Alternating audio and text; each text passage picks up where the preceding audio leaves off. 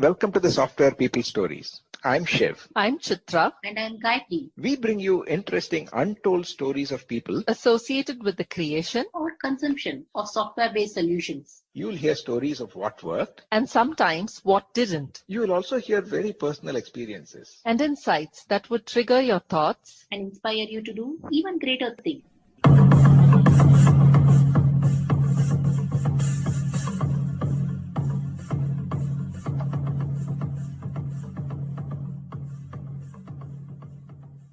Today, my guest is Nash Narasimhan.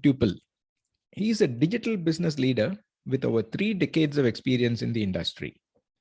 He is currently the country GM of e-commerce business of HP India. He is also a motorbiker, blogger, photographer, and a digital enthusiast. If you're wondering what he is doing on the Software People Stories, that was the question that he also had. Listen on for the answer. And his own story of career transitions and how he managed different transitions cutting across different business industries, and also his career advice and practical tips for anybody starting out, or even if you are experienced and you're looking at how to further your career. Listen on. Hi, Nash. Welcome to the Software People Stories. Hi, Chef. Nice to talk to you. Thought I'll answer one question that you asked when we were talking earlier about how do you fit into software, saying you're not a typical software man. Okay. But I think anybody who's been associated with software, I said as a creator or a consumer, is welcome on this show.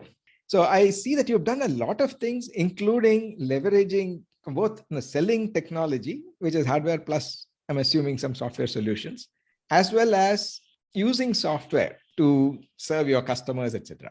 So we can start with your origin story, how you got into IT and probably a career trajectory of the various things that you've learned, you've done, and that can be the start of a conversation. Sure. So thanks first for the invite, and it's a pleasure. And yes, you're right. The world is run by software, and you will see in my career how software has played an important role. But fundamentally, if you see, I'm an engineer and an MBA who started my career back in 91. So it's almost 30 years I've been working. My first job was in Eicher in Indore in Madhya Pradesh as an area sales manager of my MBA. And I was in sales. Then I moved to a place called Muscat in Oman, where I became a product manager for the Ford Motor Company is one of the biggest distributors. So I became a product manager, basically a mechanical engineer. So I did a product management job in Ford in Muscat. And after that, I joined HCL as a product manager. I came back to India and I did 2 businesses in HCL. I was a country manager for the Toshiba notebook business, but also I handled the HCL's printer business, which is the HP printer business. Because if you remember, at the time, HCL and HP had a joint venture. Then I joined a company called Digital Equipment Corporation, or DEC, which was a fairly big name at that time. It was the second biggest company next to IBM. For people in the IT industry will know that it's a huge company. So I joined that company. That was the first company I joined, which was a huge multinational. And I'm in the same company. That company got acquired by Compaq, and that Compaq company got acquired by HP. So technically, the day I joined on digital, I joined HP, right? So that was in 97, I joined. So when I joined, I moved from HCL to digital as a product manager for PC business. So I was the category manager or the product manager for their commercial desktops and commercial notebook business. And then when Compaq acquired digital, surprisingly, they chose a guy from digital. So I beat the Compaq guy, who was the PC guy actually there at the time. But they took me, though I came from the company which made Unix boxes, right? VAX, VMS, and all those stuff.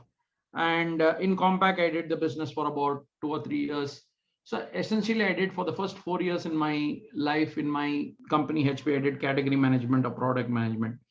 Then, the sort of startup bug bit in me, but I didn't leave the company, but I did something very, very close to a startup in the company, which is to set up the online store for Compaq. So essentially, back in the year 2000, if you remember at that time when cell phones was very expensive, like 70,000-80,000 rupees, a call was 17 rupees per minute, and we had a dial-up modem, 256 kbps. I started the online store for Compaq much ahead of any Flipkart or Amazon or anything, which are all there. I remember the only other company which used to sell online, there were only two companies. One was called Times Prime or Rediff.com used to sell. They used to sell cakes and flowers. And then you had the Sifi, which used to do a little bit of it.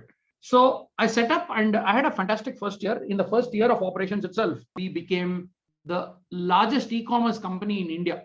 So in fact, I remember in that year, I sold just for about 6 crore rupees, but 60 crore rupees. But then it was a number one. It became the number one e-commerce site. For about 5 years, I lived in Singapore. I was doing an Asia Pacific job in the channel marketing area. So I did channel business development, what we call the solution partner organization, for a few years. Then I came back to India. I became the general manager for the technology services business of HP, which was the services business. If you remember the undivided HP, now HP is divided into HPE and Inc. So basically Inc. does all the PCs and printers, but Enterprise was the company which sold server, storage, services and everything. So I ran the TS business for India. Then we acquired a company called EDS, which was the second largest services company next to IBM. So HP acquired that and HP became the second largest services company in the world. And we became a huge company, a $110 billion company. And so I was in the services business for some time, but I became the Asia Pacific head of marketing for the services business. So I was a CMO for the technology services business. That job I did for 4 years between 2008 and 2012. And then I did the channel SMB and alliances for enterprise business, which is an $8 billion big business. It's almost a $10 billion business for which I was the CMO. So I did these jobs for about 10 years. I was in Asia Pacific from almost 2003 to 2014. Then I wanted to come back to India and do an India job. I came back to run the HP Inc.'s online store and call center. We were still one company at that time. So I came back to the PC business of HP at that time, which is now called the HP Inc. And I came to run this online store and call center. So that is the current job I'm doing. But in 2018, after 4 years in the job, 2019, I got an additional opportunity to be the sort of digital lead for my company as the digital GTM lead. So including retail modernization, which is retail, but still there's a lot of digital modernization in that. So I'm sort of heading that, also that role. I'm doing that role. So I have two roles currently in my company. One is to head the online store, basically the online store, the call centers, the whole web technology engines, etc. And then the other job is I am also the head of digital GTM for HP in India. So that's the long story. But if I can just summarize in a few things, some things which have happened in the 30 years is definitely I've seen 4 mega mergers: digital Compaq merger, Compaq HP merger, and HP EDS merger, and then a lot of small mergers like Palm and Autonomy and many other companies, which Aruba and many other companies our company sort of acquired. So that is one. The other thing is I've been very fortunate in HP to do multiple roles in multiple geographies under multiple managers of different nationalities. I was an individual contributor for many years, but also I handled teams which are as big as 100 people. I lived in multiple cities like Delhi and Bangalore and Singapore and also in Middle East. So the career actually has moved, jokingly I say, it has moved across 4 C's, basically cars to computers, then to cloud, and then to commerce or e-commerce. So essentially, I started with cars. The first 5 years I was in the car business. Then I moved into computers, which is PCs. Then I went into cloud, which is basically the whole of services businesses on the cloud, right? The whole transformation engines.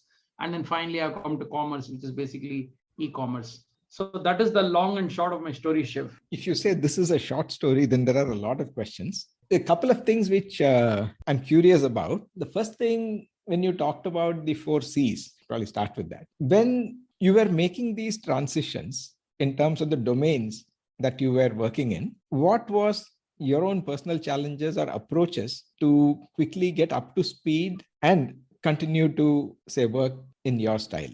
A very good question. In fact, some of the changes I've done are really crazy, right? To come from car industry to computer industry or computer industry to doing services, from hardware to services, services to e-commerce. These are all huge changes, right? So usually what I do when I make such drastic moves, first of all, there are 2-3 things. One is you need to have that risk appetite to challenge yourself and get out of your comfort zone and do different things. Then only you learn in life. So that is the first thing I would say. I am a sort of an adventure streak.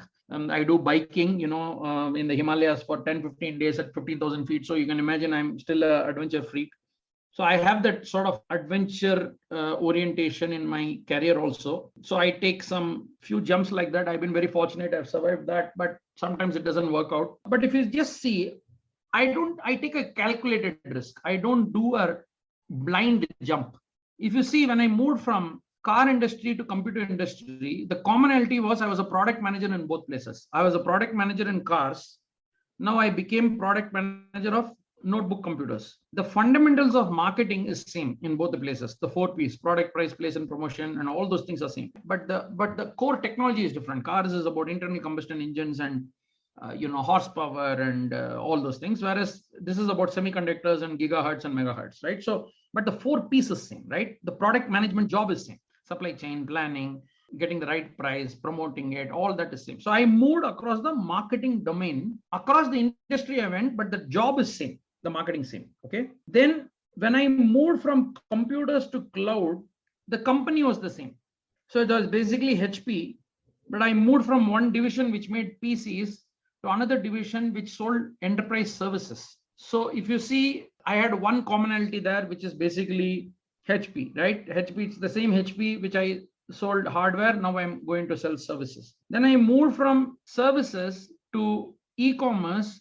Once again, I was coming back to many of the learnings which I had in services, which is about actually giving a BCP or business continuity plan, which we always evangelize to our enterprise customers. If you see, e-commerce is all about that, right? It is actually giving 24/7 online access to buying and running your call center and ensuring your logistics and delivery takes place. So I could bring many of those services parameters into running a business like e-commerce. So if you actually see, when I moved all those career shifts from cars to computers to cloud to commerce, there was always one commonality which I will have, but one uncomfortable factor which I'll have, which will make me learn something new. So that is the way I moved, having calculated risk. It's not a blind risk, it's a calculated risk. You also spoke about the experience of having gone through mergers. One of the aspects in these mergers is the cultural integration, whether it is at the process level or people level, companies. Yeah. So you have any stories of what worked for you or what probably didn't? Yeah, I'll maybe give 2 examples on mergers. When Digital and Compaq merged, I remember Digital is known as the company which made the Alpha processor and the RISC. I know many of the listeners here might not know all that, but Digital was one of the last vertically integrated companies. They made everything from silicon to software. They made their own chips, Alpha. They made their own PCs, own RISC machines, own operating system, VAX VMS. They had their own version of Unix, and completely the whole technology stack was done by that company. So Digital used to pride in the fact that we make some of the most mission critical machines, hot swappable memory, 99.999 availability, etc., etc., etc.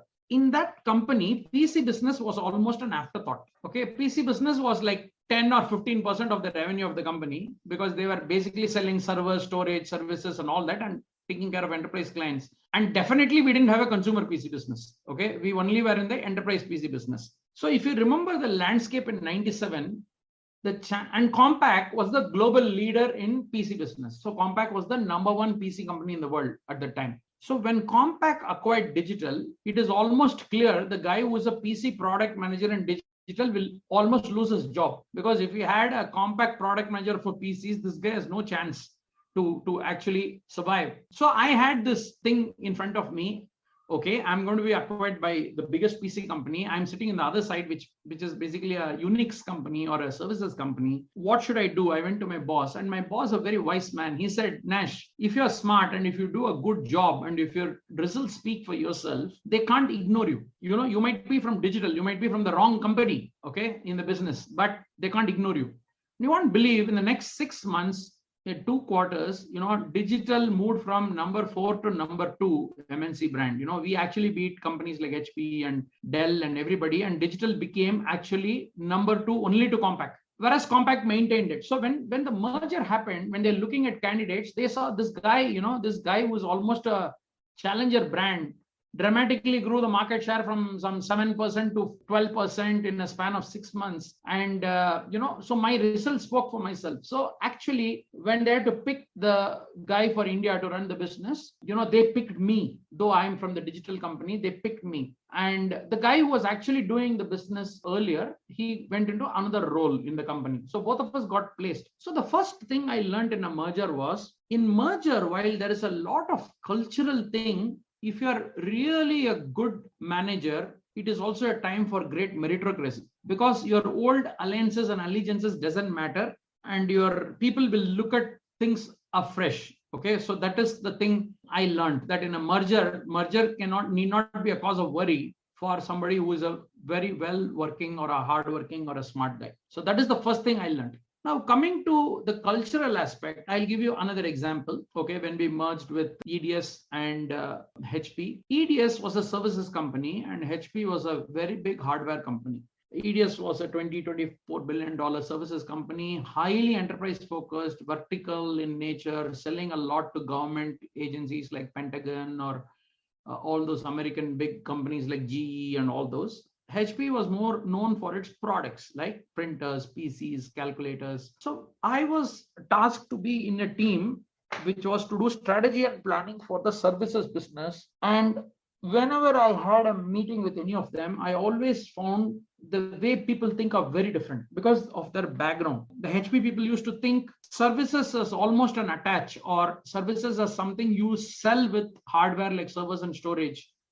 Whereas EDS used to think like everything starts with services. And it so happens that you sell hardware, almost like IBM. EDS used to think like IBM.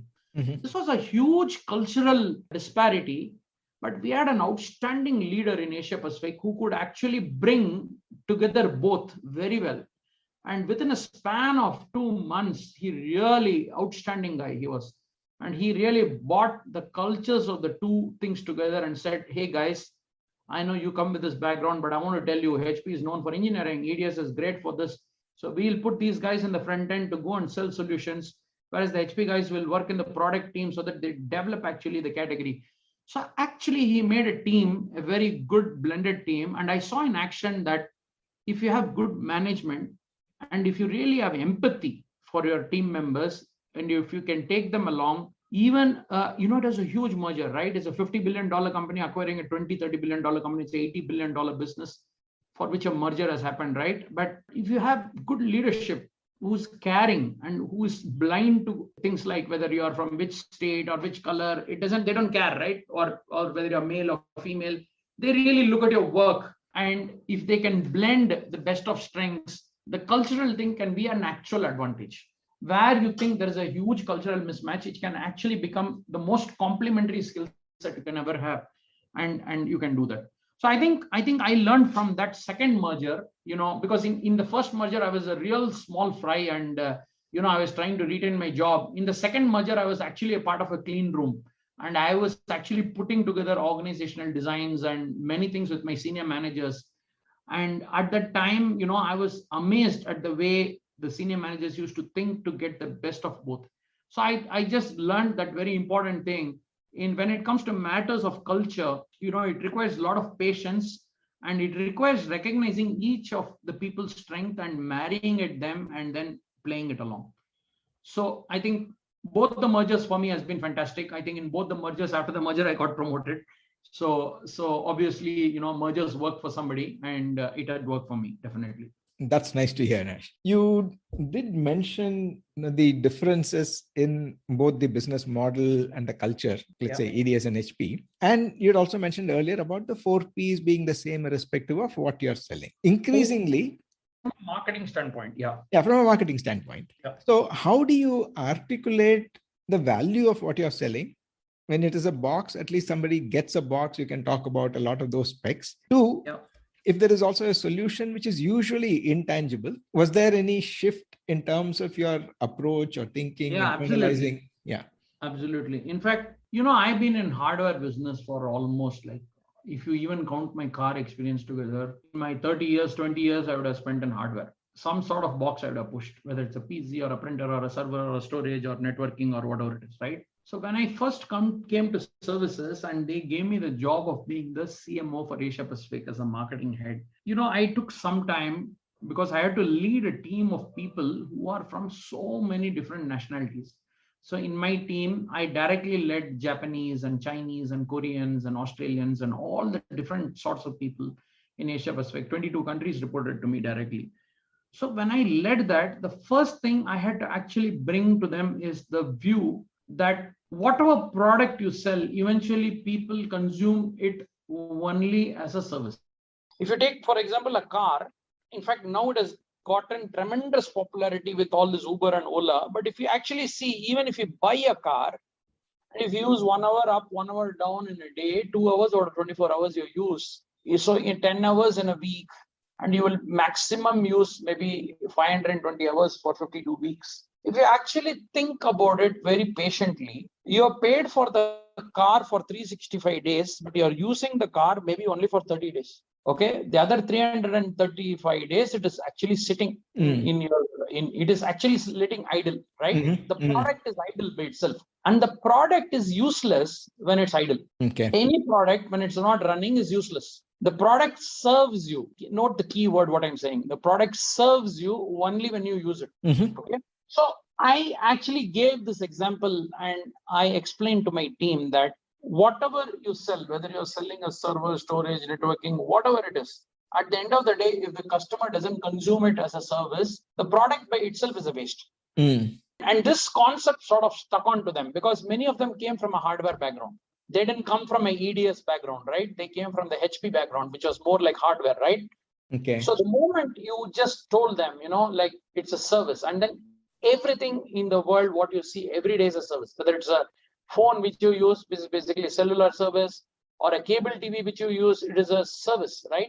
At the end of the day, it's a cable service, right? So essentially I made them understand it in very, very simple words, like you can either get a gas cylinder in your home to make cooking, or you can get piped gas. If you're getting piped gas, it's a service. If you get a gas cylinder, it's a product. Okay. Okay. So I made it very easily understandable to my team that service is what is consumed, okay, and product is what is bought.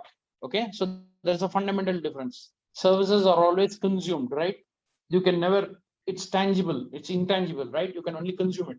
Okay, so when I made this clear to them and I have written an article which says the 4 P's of marketing have changed for services business. It's somewhere on the web. If you Google it, you'll get it. So essentially I said there are 3 more P's which you need to add to become a very good services marketing person.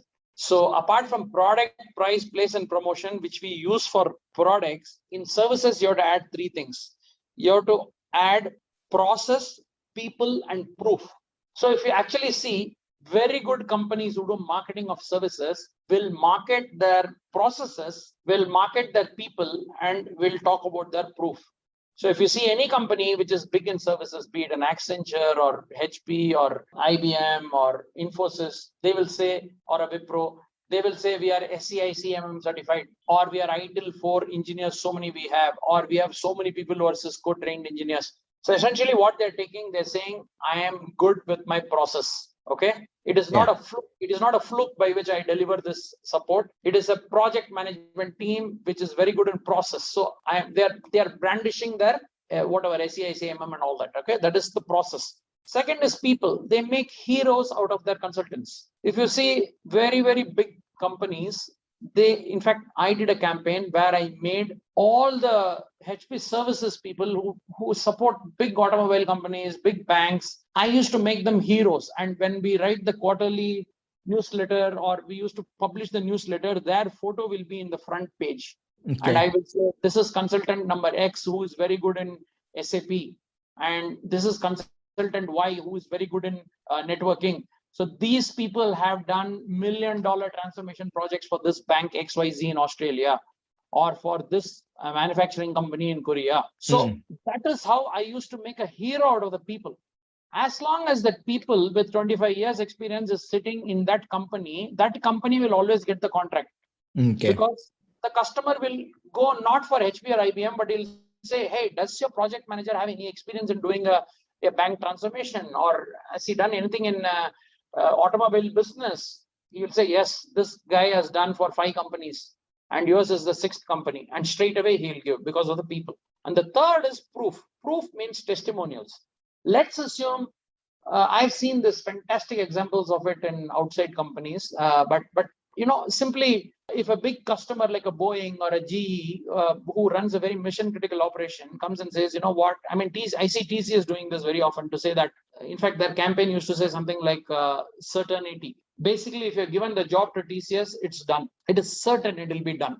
Okay, so that is the sort of message they gave. And then you have huge mission critical organizations like Boeing, where if you go something wrong in Boeing, it's an air crash and you'll lose lives. Okay, it's not just data loss, it's people loss. If you go something like railways, we used to do for railways, where the entire VAX VMS was the backbone for Indian Railways, which is done by Digital, which is now part of HP. So when we did the mission critical support for Indian Railways, which is basically like in a day, some 10,000 trains go. And if you don't do the switching system correctly, it will cause accidents and real loss of life in people. So we used to tout that what we have done for Indian Railways is mission critical. We also did at that time for Bombay Stock Exchange, which used to have 800 transactions a second. That means in a minute, you have more than 10,000 transactions in a minute. We used to say that runs on Tandem, which is basically a non-stop kernel, which Compaq acquired, and then Compaq got acquired by HP. We used to tout about customers like Indian Railways and Bombay Stock Exchange, which are running intensely mission critical operations. You can't even have a 1 second downtime in these companies. Okay. It's not like a bank. In a bank, if something goes, of course, now banking is 24 hours where you have to do online transaction. But in those days, in 10 years back, if the bank server was down by 10 minutes, nothing will happen. But try doing that with stock exchange or railways, you'll have mayhem. So why I'm saying this is, you have to talk when you do the marketing, you have to go beyond the 4 Ps and go into process, people, and proof. That is what I actually wrote, and I actually presented in one of the summits also, in a marketing summit, about this. So I think that is the difference. We have to see essentially, Shiv, if you see simplicity, first you have to make things simple. If you actually make services complex, people will run away from you. If you make it simple, everybody will understand. Okay, so you have to make it simple. Yeah, I'm going to ask probably a kind of a controversial question. Sure. This being the software people stories. Yeah. What has been your experience of working with software people or software teams when you had all these plans for, you talked about the e-commerce portal or leveraging technology and selling these intangibles as services and all that? There is a reliance on the software teams delivering your imaginations. Yeah. So what have been some things that work and what have been some of your irritations so that we can learn? I will talk from it from 2 angles. One, software companies as a partner, okay, of a big company like HP. And second, software companies as a vendor, where I am the consumer of goods. Okay. So now let's talk partner. When I was a CMO, I was also head of channel, SMB, and alliances. So if you look at my alliance companies were SAP, Oracle, all these companies which make Adobe, all these which make software. So when HP goes and provides a solution, the software companies like SAP and Oracle and all these companies make software actually become a very important part of the final solution we offer to the customer. Okay. Or in Infosys, which is Finacle, for example, they had a product called Finacle, or Citibank had iCube. So when you add all these products, these are all software companies. On their own, they will do their pitch. But when they have a big company like HP coming with them and with our solution architects and with our consulting engineers, and we go and talk about that, it takes a completely different hue. So, I view them as a huge partner there. Okay. Now, if I come as a customer, like for example, now I am running an e-commerce store where maybe I take AWS or Azure, or I take products like Magento, which is a part of Adobe, or whatever it is. I can take Microsoft Dynamics, which is a SMB software, CRM software, or Salesforce.com. I'm just giving examples. If you run an e-commerce store, you're going to use a lot of software. Okay. Right. Now here, I will jokingly say the salesperson is irrelevant actually in software. You don't need a salesperson. You need customer success manager or a delivery manager. He is the most important guy. Okay. Because the software by itself can be treated like a product or it can be treated like a service. correct? It's an amphibian animal. If you treat it like a product, you're doomed to fail. And people used to earlier feel that software can be commoditized. Software can be, what is the dream of every software company? Is to commoditize the software, make it downloadable, and then walk away and get $1 each for 1 million downloads and make $1 million. That is the dream of every software company. But even in the cheapest software, suppose you buy a $1,500 McAfee antivirus, or you buy a 5,000 rupees Windows Home and Student Edition, even in the cheapest software, if the product doesn't perform, if it doesn't perform what it is supposed to do, it'll be a disaster. And the reason why a Microsoft Office is very popular today, or a McAfee antivirus is very good, or Acrobat is good, is not just because of their product knowledge or the genius of the software. It is what happens when the customer has a problem. Are they able to take care? And they take care of it well. And this applies in $50 software. This applies in $500 million software also. When you go to SAP, every new version of SAP, you will have SAP consultants who will take care of the customer, who will actually ensure the product is rolled out well and they are taken care of well. Okay. Pre-sales solution architects, post-sales delivery people, post-sales customer success people. I currently use a lot of software in my online operations, and I can tell you, I don't even know who is the guy who sold that to me. I know all the guys who maintain that as delivery, and sometimes I even call them on Saturday night at 11 o'clock if I have a problem on the website. If they pick up my call at 11, that company is a good software company. That is in my view, the definition of what software is. Software is nothing but a service. Once the coders write the software and walk away, it is only a service for the customer. So that is how I see it. I might be wrong, but I'm talking both from a customer standpoint and from a vendor standpoint.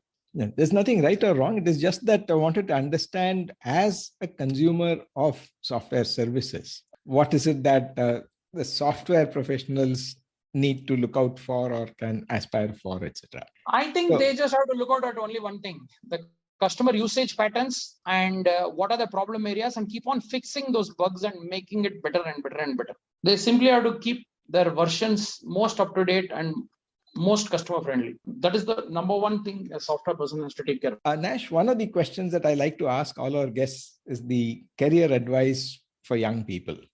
So I'd like to have your thoughts on that.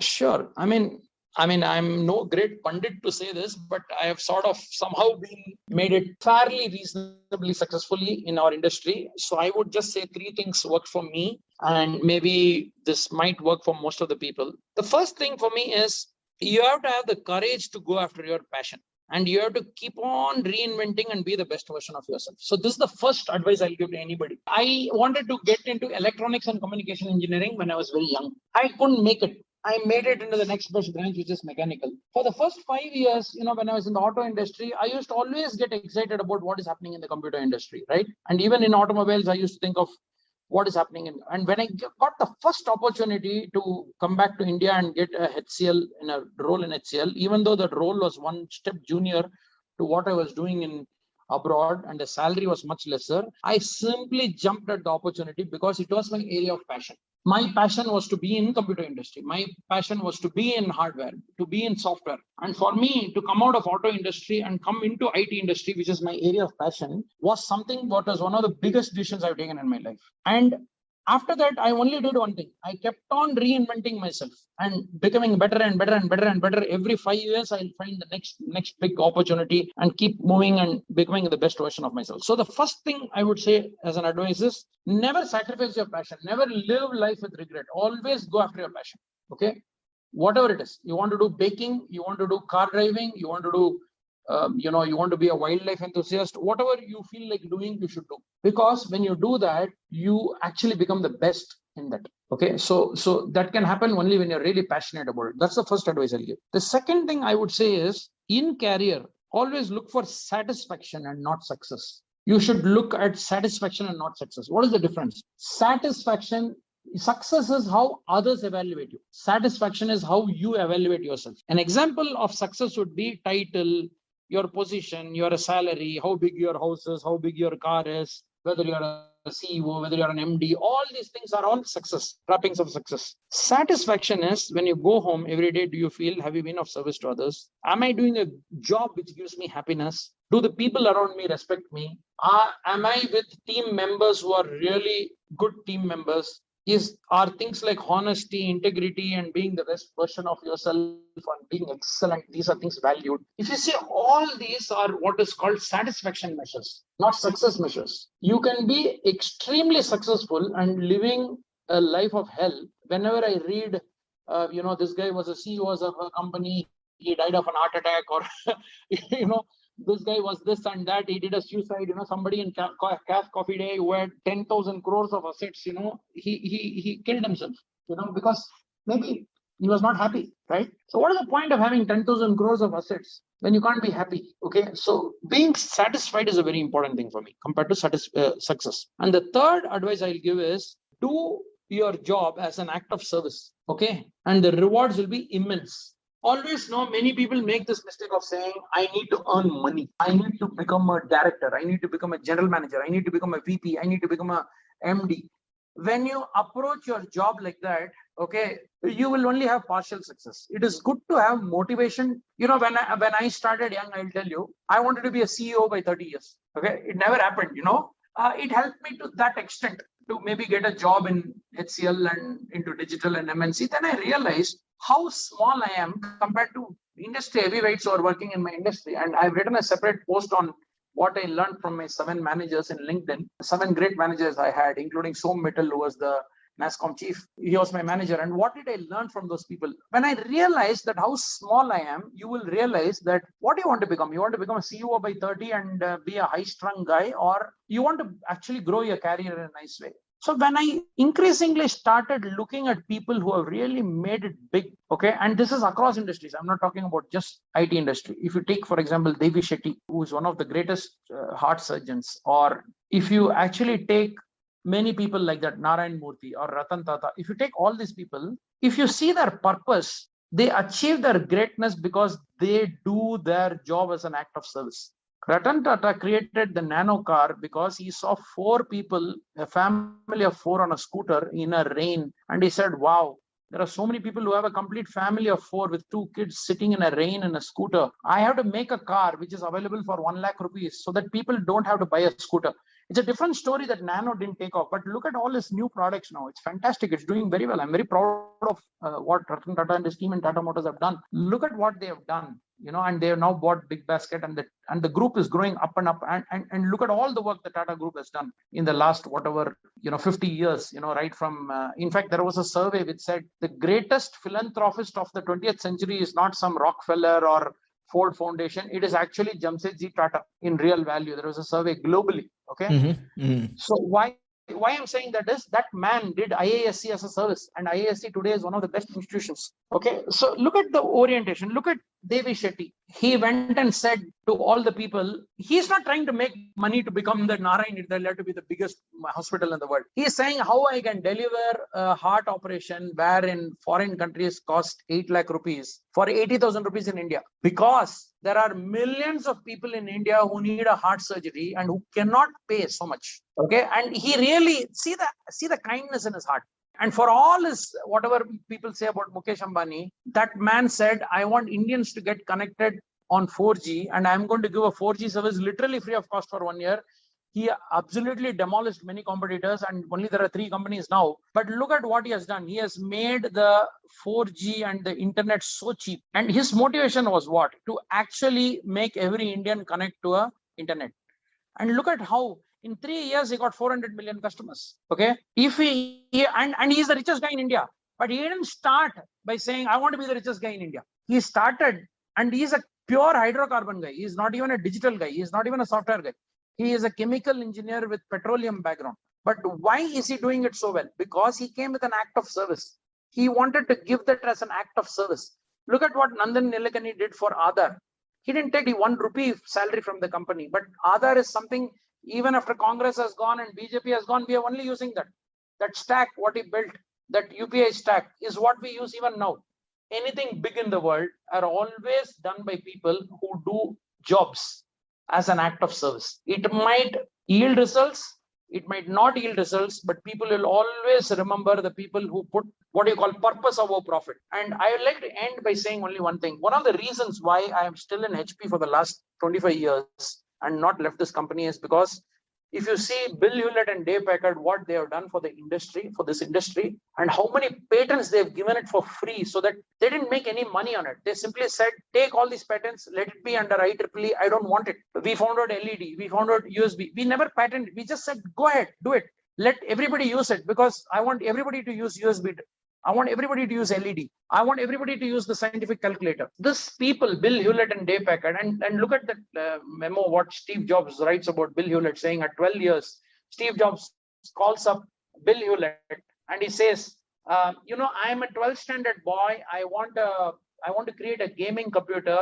I just understand you are the CEO of this company called HP. Can you give me this $10 thing free of cost because my father is not giving me any money? So what Bill Hewlett says to Steve Jobs is, he doesn't even know who is Steve Jobs. He's a kid, 12-year-old kid. He says, okay, come over to my factory on Sunday and I'll help you. Then he comes to the factory in Palo Alto. He shows the entire floor to Steve Jobs, who's a 12-year-old kid, and this guy is the CEO of HP, Bill Hewlett. He says, kid, in this floor, there are more than 12,000 electronic components. You can pick up anything and go home. It's free of cost for you. Okay. And this guy, like a kid in front of a candy shop, he picks up a lot of items and he says, thank you, Mr. Bill Hewlett. I'm going home and building the PC. So he goes home and builds the first whatever gaming device he does. Then Bill Hewlett passes away and all that, then Steve Jobs does this. He's thrown out of his own company, you know that, right? He's kicked out of Apple, and he goes and starts a company called Next, where he's building a big, a new computer, and that computer fails miserably because he makes a $4,000 computer, which is almost akin to gold in price. And it's the most technologically advanced with water cooling and every goddamn thing you can think of in a computer, but it doesn't take off in sales. And the company goes bankrupt. And who is the first guy he calls? He calls Bill Hewlett. And he says, on behalf of all entrepreneurs in Silicon Valley, I want to apologize to you because, the place where Bill Hewlett and Dave Packard started the company is called the Garage, or it's called the birthplace of the Silicon Valley. It's a California national monument. Okay. It's a birthplace of the Silicon Valley. Okay. So when you're talking to Bill Hewlett, you're talking to a founding father of Silicon Valley. So he went and apologized. Steve Jobs said, on behalf of all founders, I feel very bad that I've let a company like Next fall down and Apple fall down. For that, Bill Hewlett gives a classic response. He says, failure is part of success. Okay, it's okay, Steve, you lost it. You will make it some other day. And then Bill Hewlett dies after 1 or 2 years. He doesn't see Steve Jobs come back and become a very big guy. But then Steve Jobs, when he becomes a very big guy again, he thanks all the people, and he gives a Stanford University speech. You should see 2 years before he dies, he gives a speech, a convocation address, in which he thanks everybody in the Silicon Valley who has helped him, starting from Andy Grove of Intel to Bill Hewlett and so many people the environment, the Silicon Valley environment. And he does something which is very, very close to him. HP splits up, and then the office in which he went as a 12-year-old boy and took the factory in which he went and took the electronic equipment, that comes up for sale because HP is sort of consolidating all their offices. And he tells his finance guy, whatever be the price, you pay for it and get that place. That will be the place where I'll build the Apple's new campus. And then he acquires the Apple's current building, which is a $5 billion round building, which is the Apple's headquarters in Cupertino, is actually where HP's factory was before. Oh. And he bought that simply because of that goodwill. Why I'm saying it is, just imagine the power of doing selfless acts, whether it's Ratan Tata or Mukesh Ambani or Bill Hewlett or Azim Premji. Or Azim Premji is, by the way, India's largest philanthropist. He has given the most amount of money. If you see the top 10 philanthropists in India, it will be Azim Premji, Shiv Nadar, and all these people. And do you know, in his real life, he's a big kanjus. I believe given a chance, he will go in economy class and not in business class, even though he's a CEO. Yeah. But look at that guy's heart.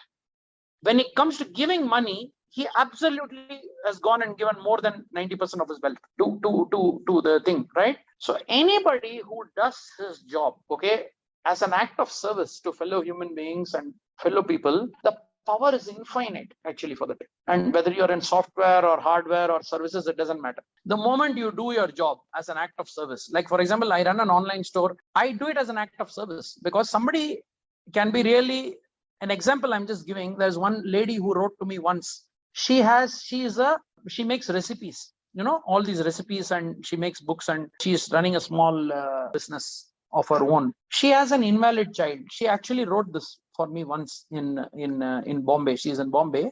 I don't want to give her name, but she had a child who was immobile, and she's a single mom. Her husband is no more. She had to take care of the single child, and she actually cannot go out of the house at all. But she has a printer at home. I wrote a mail to all my customers when we completed 5 years of operations in 2019. I think 2013 we started. So 2018, I wrote a mail to all my customers one-on-one saying, "Dear Mr. Shiv, thank you for buying in HP. I want to say that your store has completed now 5 years, and I look forward to doing business with you. Here is a 500 rupees gift voucher. You can go and buy on some of my whatever it is." Something like that. I wrote a mail, which was sort of sent to over 1 lakh customers, but I individually greeted 1 lakh customers. Okay. It's a mail merge, which for functionality I did.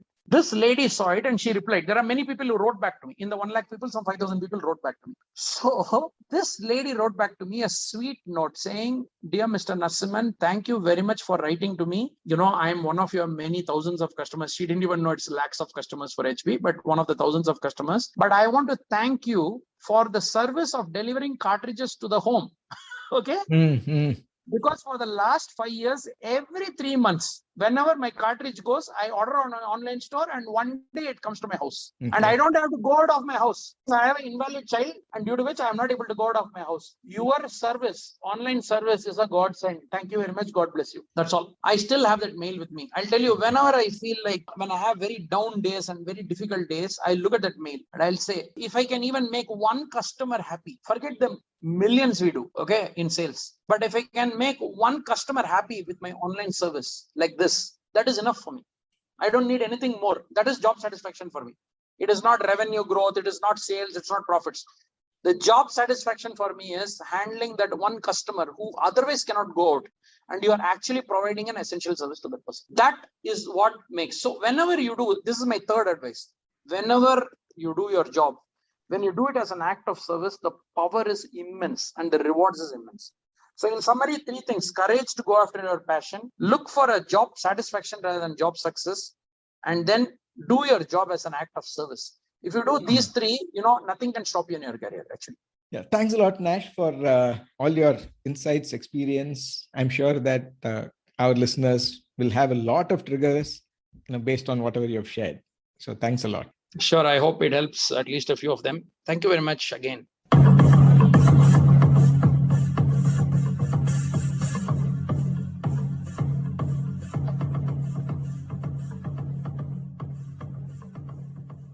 We thank Siddharth for the music and Anita for promoting the Software People Stories. If you like this episode, Please subscribe on your favorite podcast client. And spread the word in your network. if you'd like to share your story, Contact us at podcasts@pm-powerconsulting.com.